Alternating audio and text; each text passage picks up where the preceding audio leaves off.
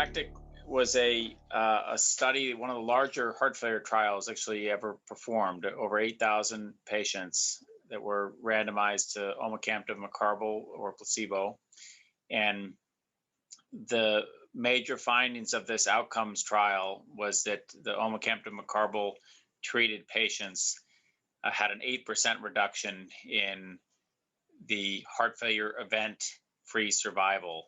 So either heart failure events, hospitalization, need for urgent care, or mortality.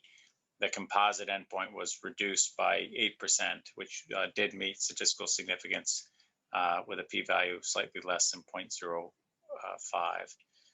So it's I think there's a lot of take-home points from this trial. It's a study that was conducted with a strategy and with a drug that really is quite distinct from the other drugs that are currently available to treat patients with heart failure.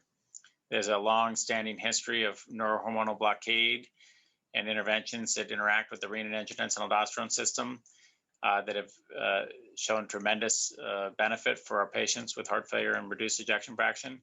And this is an entirely distinct mechanism of action, directly targeting the sarcomere of the heart with a very cardiospecific drug that importantly does not lower blood pressure, does not interfere with your renal function, does not raise your potassium level. And so some of the issues that we often run into with heart failure patients not being able to tolerate uptitration of drugs that lower their blood pressure, this basically comes in with a completely separate orthogonal pathway to intervene on for heart failure. So the results are what they are. They showed that there was not a decrease in mortality, and the cardiovascular death was not different between the two arms. So the endpoint was driven by hospitalizations. The drug, importantly, was found to be safe, and there were some interesting subgroup analyses, which we have to interpret the trial in its overall context. Although this issue of the patients that have more impaired systolic function of the heart, so the low ejection fraction subgroup, EF less than 28%, seemed to derive the greatest benefit in the subgroup analysis compared to those that had the higher ejection fractions, which to me makes perfect sense. You have this drug that essentially is acting to boost the performance of the heart through direct interaction with the sarcomere, and those that have the greatest impairment in the systolic function of the heart appear to be having the most to gain from this medicine. And that's particularly intriguing because those are some of the same patients that you may be running out of room for some of the other medicines that improve outcomes in heart failure.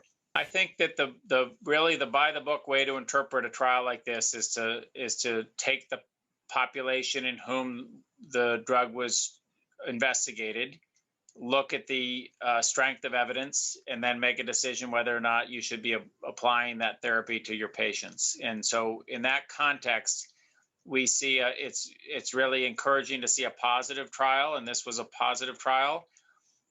The strength of evidence and the magnitude of treatment was relatively modest, and we know that it's not easy to have new therapies kind of break through in the heart failure reduced EF space. We saw it with sacubitril valsartan, where there was literally years it took for there to be uptake of the drug and widespread use, despite a very compelling data that encompassed both hospitalizations and mortality. So I think that it's not easy to kind of come into the heart failure reduced EF space with a new agent. But for those of us that take care of these patients that despite all the therapies that we have, they still have high morbidity and they have high mortality and they're hospitalized frequently, we're really eager to find new ways, new pathways, new treatments that can potentially help these patients. And I think that the safety data was very encouraging in that it appeared that they were almost literally identical to the placebo arm in terms of a lot of the safety parameters that were looked at. And when we think about this drug compared to some other earlier forms of therapies that were designed to boost the contractility and the performance of the heart, those drugs were fraught with problems in terms of risks of arrhythmias and problems with making the heart worse over time. And so to have an agent that can boost cardiac performance, modestly lowered natriuretic peptide levels, and did result in a modest improvement in the in the outcomes in this composite, it's encouraging. It remains to be seen what happens with uptake of it in terms of changing clinical practice, and there's going to be more data on the way with this drug to inform our practice.